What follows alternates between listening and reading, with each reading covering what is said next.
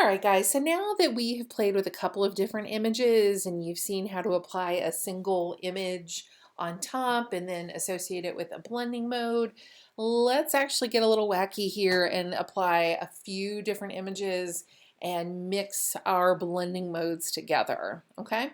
So I am back to my image of Sia. Again, as you follow along, if you have your subject chosen, you might want to try this on your subject, or you can just open the ducky or the sunflower, just something that allows you to test drive this experience, okay?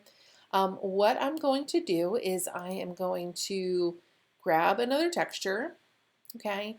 I'm going to go back to this image that I have of the landscape, and I will just click and drag this over and drop it. Okay, again, this image is really small. Again, normally I would tell you never to make anything larger, but because I'm using this as something, it's not the focal point of my project. It's going to be, it's going to have a blending mode placed on it. It's going to be just fine with something like this. Okay, so I'm going to go ahead and move that and place that on top. And again, I'll just run through a couple of different blending modes so you can see how she's reacting quite differently to this image than the sunflower did when it was placed on top. Okay, you'll see lighten goes really ghostly, overlay, okay. Obviously with an image like this, I'm liking the mix here. I think this is really interesting, but since this tree is kind of looking like it's coming out of her mouth and on top of her face, this might be an instance where it makes more sense to place her elsewhere, okay. I'll just kind of stick her there for right now. Again, this is just an experience, okay? This isn't going to be a final project. I'm going to go and close texture 10, okay, and see what else I have open already.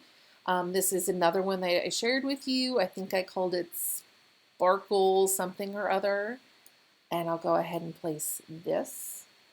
Again, this one's really small, so again, I'm going to use Free Transform, and I'm just going to blow it up. And it is a sparkle image, although it's a little bit hard to tell right now since it's being mixed in with this image of Sia and the landscape. But as I blow that up,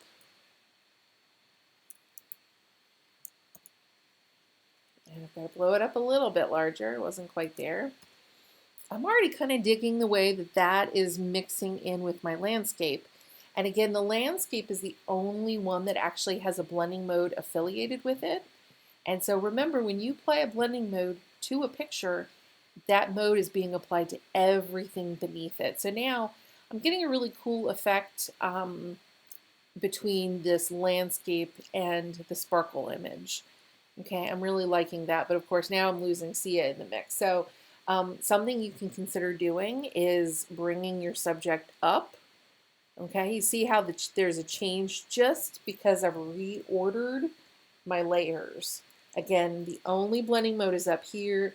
It's applying to everything beneath it, but if I change the order, okay, the appearance is going to change a little bit. I could also bring my glitter sparkle layer back up and apply a blending mode to it. And just try something like that. I could run through until I find something that I like. I'm not liking that one so much. Okay, perhaps something like that. I also, if I wanted to bring Sia back up, I could apply blending mode to her. Okay. And again, I'm not limited. I don't have to stop at 1. I don't have to stop at 2. I could go ahead and open another one. Actually, maybe I won't this time. What I could do just to highlight something different is I could add a new layer. Okay, remember you've got the new layer button at the bottom of your layers panel. I'm going to hit that. And instead of applying any kind of image, I'm actually going to apply a solid color. So I'll come over to my foreground and I'm just going to choose something really bright and festive. I'm going to grab this bright pink and I'll grab my paint bucket. And again, layer 3 is totally empty. So I'm just going to dump color on it. Okay. And again, this is all interacting a little differently now and I'm liking it even more. I love the pink on this landscape. I've lost my sparkle, so maybe I'll bring the sparkle up a little bit. Okay, that is looking really, really cool.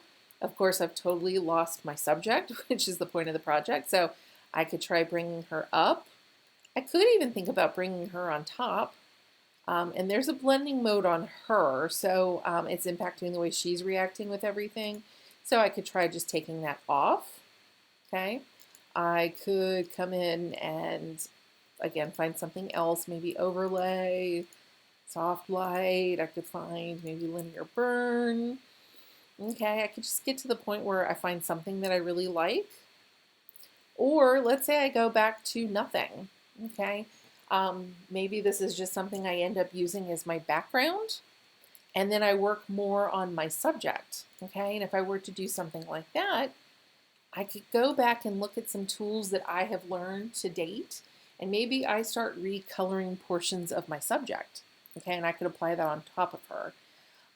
That's something I'm going to come back to in just a moment in the final video for today's lectures.